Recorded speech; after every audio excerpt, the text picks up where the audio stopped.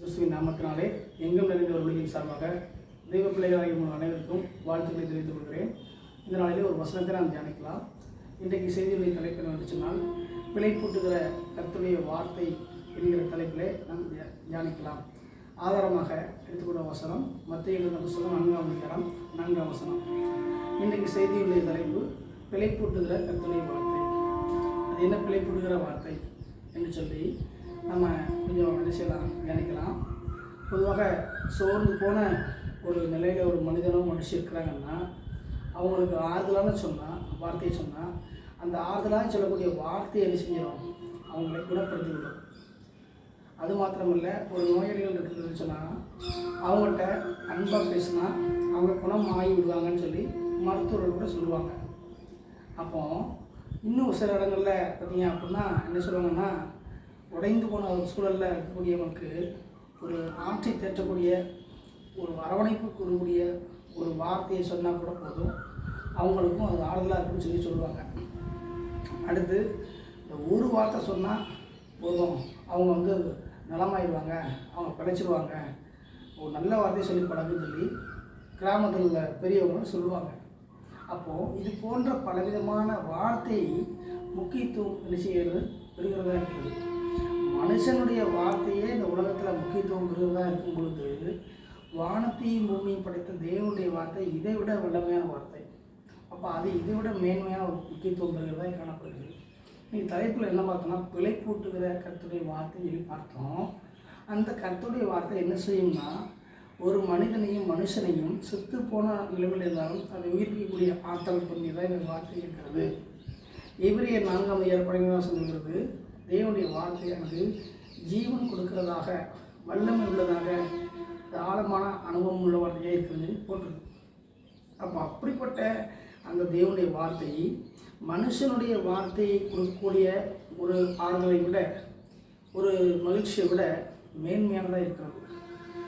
இன்றைக்கி செய்தியில் என்ன பார்க்கணும்னா, மத்தேயு 4:4 மனுஷன் அப்பத்தினால் மட்டுமல்ல தேவனுடைய வாயிலிருந்து புறப்படுகிற ஒவ்வொரு வார்த்தையினால் பிழைப்பான் அப்படின்னு நம்ம பார்க்குறோம். அப்போது பிழை பூட்டுகிற கர்த்தருடைய வார்த்தை இருக்கிறத தலைப்பில் பார்க்குறோம். நம்ம அந்த வார்த்தை தான் பிழைக்க வைக்குங்கிறத நம்ம பார்க்கணும். அப்போது அந்த வார்த்தை அப்படிப்பட்ட வல்லமையான வார்த்தை. இந்த கர்த்தருடைய வார்த்தை பிழை பூட்டக்கூடியது, அது குறைவு இல்லாதது, அது மகிமையானது, அது நித்தியத்துக்கு நிறைய கொண்டு செல்லக்கூடியதாக இருக்கிறது. அதை உண்மை எது பொய் என்பதை வேறுபடுத்தி காட்டக்கூடிய மேன்மையான வார்த்தையை கர்த்தருடைய வார்த்தை இருக்கிறது.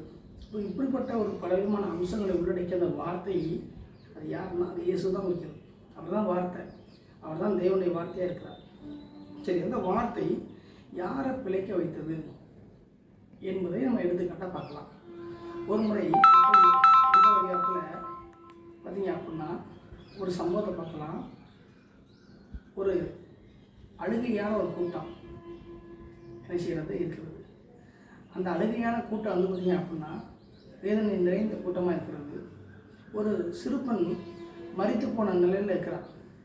அப்போ அந்த மரித்து போன நிலையில் இருக்கிற சிறுவன் அப்படியே அங்கே எல்லாரும் உறவினர்லாம் சூழ்ந்து கொடுங்க வாடி பண்ண மாதிரி இருக்கிறான். அப்போ ஐயோ அது இறந்து போயிட்டாலே அப்படின்னு நிறைய இடமும் புலம்பல் அழுகையில் கிடக்குது. அப்போ அப்படிப்பட்ட ஒரு சூழ்நிலை இருக்கும்போது அந்த பிள்ளையை பரிவர்த்த பெற்றோர்கள் அடிச்சுறாங்க, தனியாக இருந்து அழுதுட்டு இருக்கிறாங்க. கூட்டம் நிறைய இருக்குது, ஒரே ஒப்பாரி கூட்டம், ஒரே பாடல் பாடுற கூட்டம் எல்லாம் இருக்குது. இதை கேள்விப்படுகிற இயேசு கிறிஸ்து அந்த இடத்துல போய் என்ன செய்கிறாரு, அங்கே நிற்கிறார்.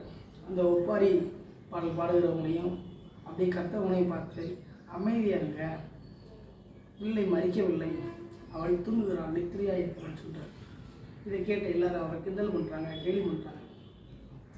அப்போது கர்த்தருடைய வார்த்தையாகிய தேவன், அந்த வார்த்தை, அந்த வார்த்தையான தேவன் விலை போட்டக்கூடிய ஒரு காரியத்தை செய்யறதுக்கு கடந்து போகும்போது, உண்மையாக கடந்து செல்லும்போது அநேக நேரத்தில் அநேக மனிதரால் கேலி செய்யப்படும்.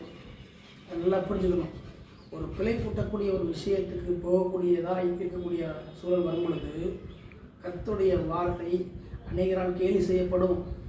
அதே மாதிரி தான் வார்த்தையாகிய தேவன் போகும்பொழுது கேலி பண்ண ஆரம்பித்தாங்க, கிண்டல் பண்ண ஆரம்பித்தாங்க, இழிந்து பேச ஆரம்பித்தாங்க, நக்கல் பண்ண ஆரம்பித்தாங்க. அப்படிப்பட்ட சூழலையும் தேவனாகிய இயேசு கிறிஸ்து வார்த்தையை தேவன் அந்த இடத்துல கையை பிடித்து, குழந்தையை கையை பிடித்து, சிறுவனே எழுந்துரு என்று அவருக்கு சொல்கிறேன் சொன்ன உடனே அந்த வார்த்தை அவர் வாயிலிருந்து புறப்பட்ட உடனே அந்த ஆற்றல் புரிந்ததாக இருந்து அவருடைய ஆன்மாவை தொட்டு, அவருடைய ஆவியை தொட்டு, சரீரத்தை உயிர்ப்பித்து எழுந்து அமர செய்கிறது. எல்லாரும் வாயெடுத்து போயிட்டாங்க. அப்போது ஆண்டவர் அந்த பெண்ணுக்கு, சிறுவனுக்கு ஆகாரம் கொடுங்கன்னு சொல்லி ஆட்டி கட்டினார். எல்லாரும் அரண்டு போயிட்டாங்க.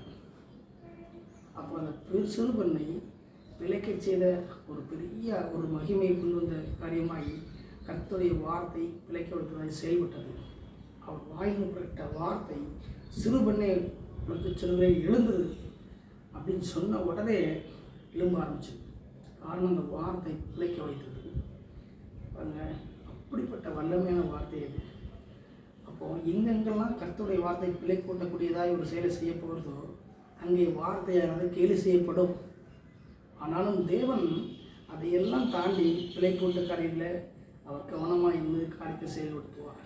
இதை கேட்டுக்கொண்டிருக்கிற ஒவ்வொரு தேவ ஜனமும் வாரி பிள்ளைகளும் தெரிந்து கொள்ளக்கூடிய ஒரு விஷயம் என்னன்னு சொன்னால், பலவிதமான ஒரு தொழில் முடங்கி போயிருக்கேன்னு நீங்கள் உடஞ்சி போயிடலாம். செத்து போன நிலைமையில் நீங்கள் இருக்கலாம். உயிர் இல்லாத சூழ்நிலை ஜடம் போல் இருக்கலாம். அல்லது கல்வியில் இருக்கக்கூடியவங்க ஒருத்தங்க மண்ணில் படிப்பு ஏறலையேன்னு சொல்லி சோர்ந்து போயிருக்கலாம். அது ஆசிரியர் பெருமளவில் அதை கேட்டுருக்கலாம். என்ன செய்ய, எது செய்யன்னு சொல்லி புரியாமல் தவித்து கொண்டு இருக்கலாம், பரிதவித்து கொண்டு இருக்கலாம்.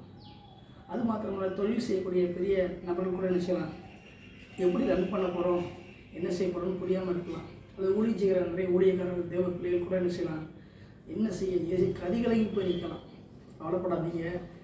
விளைப்பூட்டக்கூடிய கர்த்தருடைய வார்த்தை விளைப்போட செய்யக்கூடிய சூழ்நிலை என்ன செய்யுது, மகிமையாய் என்ன செய்யுது மத்தியில் வருகிறது.